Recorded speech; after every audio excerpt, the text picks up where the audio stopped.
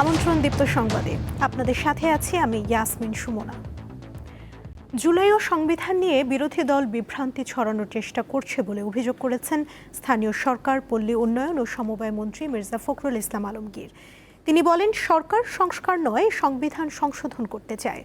সকালে জাতীয় প্রেস ক্লাবে প্রফেসর এমাজউদ্দিন আহমেদের ৬ষ্ঠ মৃত্যুবার্ষিকী উপলক্ষে স্মরণ সভায় কথা বলেন তিনি।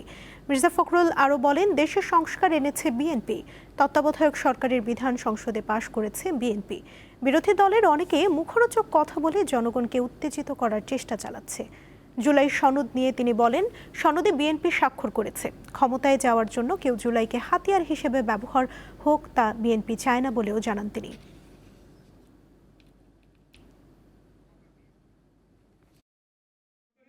সংবিধান সংস্কার আর সংবিধান সংশোধন, আমরা তো বরাবরই বলে এসেছি যে আমরা সংবিধান সংশোধন করতে চাই।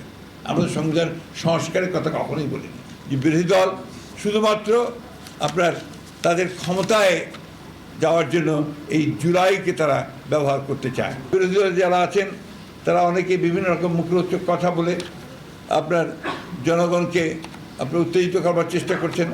জনগণের চেয়ে ভালো তো আপনার কেউ বোঝে না। চট্টগ্রাম বোর্ডের সকল জেলার এইচএসসি ও সমমানের পরীক্ষা অনির্দিষ্টকালের জন্য স্থগিত করা হয়েছে। বৃহস্পতিবার রাতে চট্টগ্রাম শিক্ষা বোর্ড এক জরুরি বিজ্ঞপ্তিতে এই তথ্য নিশ্চিত করেছে। বোর্ড কর্তৃপক্ষ জানিয়েছে, বন্যায় ক্ষতিগ্রস্ত এলাকাগুলোর সার্বিক পরিস্থিতি, পরীক্ষার্থীদের শারীরিক ও মানসিক অবস্থা এবং যাতায়াতের চরম দুর্ভোগ বিবেচনা করেই এই সিদ্ধান্ত নেওয়া হয়েছে। আন্তঃশিক্ষা বোর্ড সমন্বয় কমিটির নির্দেশনায় স্থগিত হওয়া অবশিষ্ট বিষয়গুলোর নতুন সময়সূচি পরবর্তীতে বিজ্ঞপ্তির মাধ্যমে জানিয়ে দেওয়া হবে।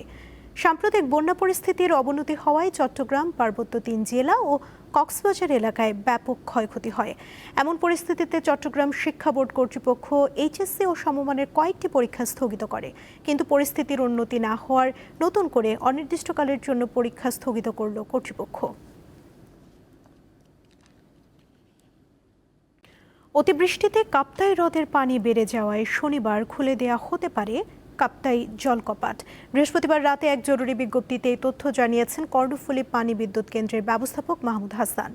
তিনি জানান, হ্রদে বর্তমানে পানি রয়েছে ১০৩.৯১ ফুট এমএসএল। কাপ্তাই বাঁধের সর্বোচ্চ পানি ধারণ সীমা ১০৯ ফুট এমএসএল।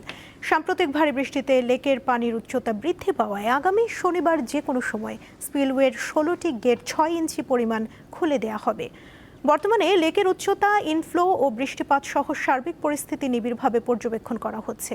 বৃষ্টিপাত, পানির উচ্চতা এবং ইনফ্লোর তারতম্যের ওপর নির্ভর করে স্পিলওয়ে খোলার সময় এগিয়ে বা পিছিয়ে নেওয়া হতে পারে বলেও জানান তিনি। লঘুচাপে উত্তাল রয়েছে বঙ্গোপসাগর। এর প্রভাবে পটুয়াখালী থেকে বুড়িগুড়ি থেকে মাঝারি বৃষ্টিপাত হচ্ছে। উপকূলের আকাশ ঘন মেঘাচ্ছন্ন রয়েছে। নদ নদীর পানির উচ্চতা কিছুটা বেড়েছে। অনেকটা উত্তাল রয়েছে কুয়াকাটা সংলগ্ন বঙ্গোপসাগর। তীরে আছড়ে পড়ছে ছোট বড় ঢেউ।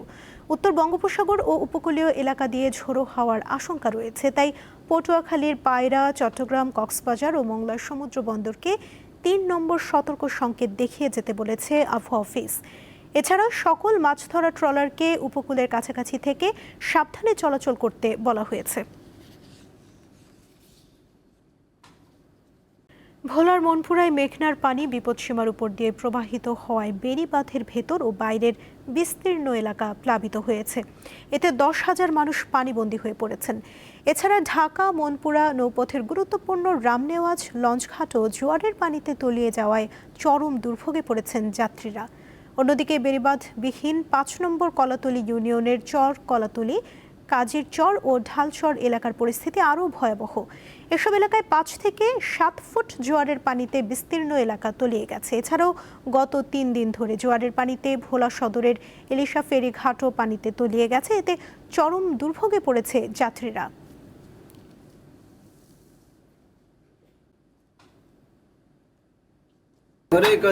দেখতে আসো না, এখন আমরা নদীতে ফুলান চাইন লই, নদীর পানির মধ্যে ভাসতে আছি। স্বামী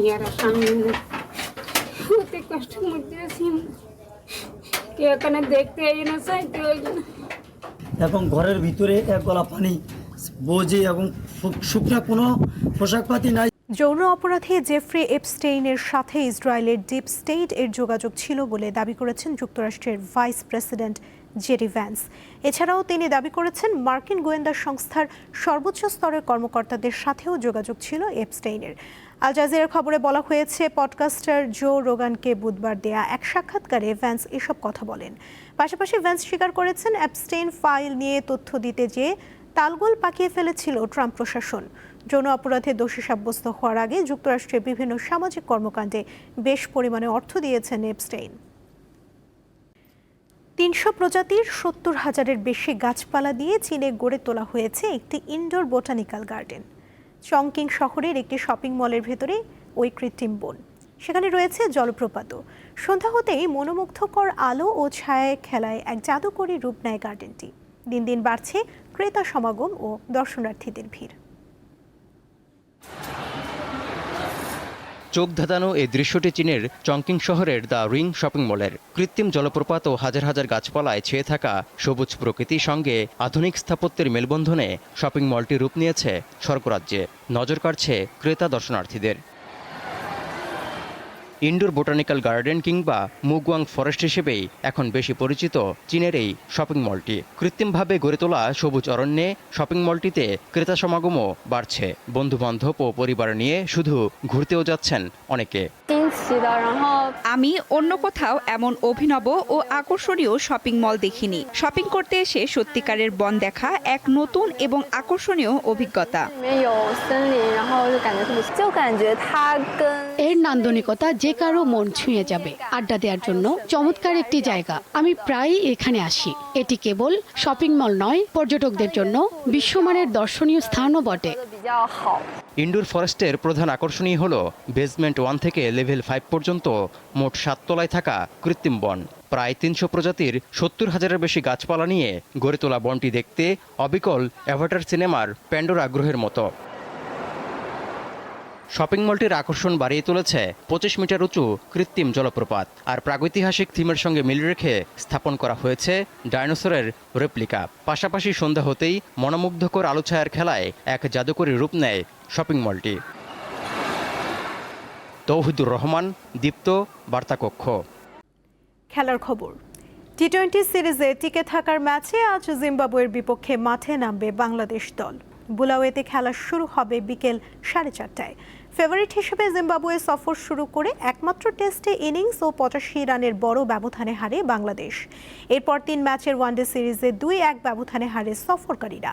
এবারের জিম্বাবুয়ে সফরে সিরিজ জয়ের শেষ সুযোগ হিসেবে বাকি ছিল টি-20 ফরম্যাট, কিন্তু সিরিজের প্রথম ম্যাচে 32 রানে হেরে যায় তাওহিদ হৃদয়ের দল। দ্বিতীয় টি-20ও হারলেও এবারের জিম্বাবুয়ে সফরে 3 ফরম্যাটেই সিরিজ হারের লজ্জা পাবে তারা। রোডেশিয়ানদের মাটিতে বাংলাদেশের জন্য হতাশাজনক অধ্যায় হয়ে থাকবে।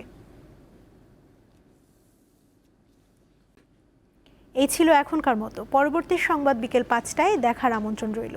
এছাড়া আরও তথ্য পেতে যুক্ত থাকুন দীপ্ত ডিজিটাল প্ল্যাটফর্মের সাথে। ধন্যবাদ সবাইকে।